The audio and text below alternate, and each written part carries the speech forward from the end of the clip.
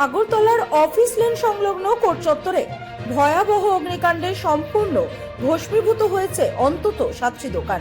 সোমবার গভীর রাতে ঘটে যাওয়া এই ঘটনায় ব্যাপক ক্ষয়ক্ষতি হলেও আগুন লাগার সঠিক কারণ এখনো জানা যায়নি।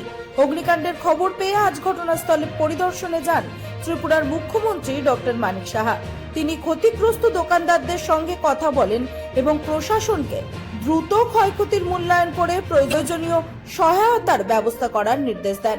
পরিদর্শনের সময় মুখ্যমন্ত্রীর সঙ্গে উপস্থিত ছিলেন পশ্চিম ত্রিপুরা জেলা শাসক বিশাল কুমার, পশ্চিম ত্রিপুরা জেলার পুলিশ সুপার নমিত পাঠক সহ প্রশাসনের অন্যান্য আধিকারিকরা।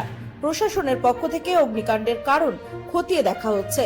Bureau report, রাতদিন news network. যারা ক্ষতি হয়েছে তাদের প্রতি কি না, এটা তো এই ধরনের, এটা বলা যায় যে এই ধরনের ঘটনা তো সাধারণত দুঃখজনকই হয়। যার যায় সে বুঝতে পারে এটা ঘরের উপর ভিত্তি করে তার সংসার চালানো ইত্যাদি, কিন্তু ঘটনাটা তো যা শুনেছি আমরা যে অনেকে বলছে যে এটা শর্ট সার্কিট থেকে হয়েছে।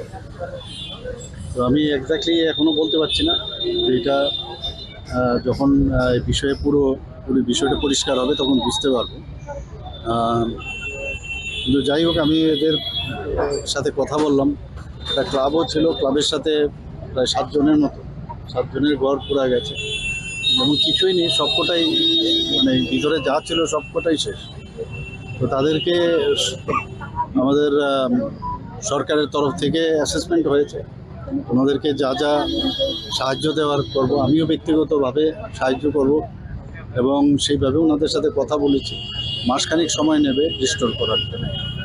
তার তরফ থেকে একটা অভিযোগ ছিল যে নাশকতার আগুনও হতে পারে, সেই বিষয়ে কি তদন্ত করা হবে? যাই হোক, এটা তো হবেই না, এটা প্রপার পরিষ্কার যখন রিপোর্ট আসবে তখন বুঝতে পারবে।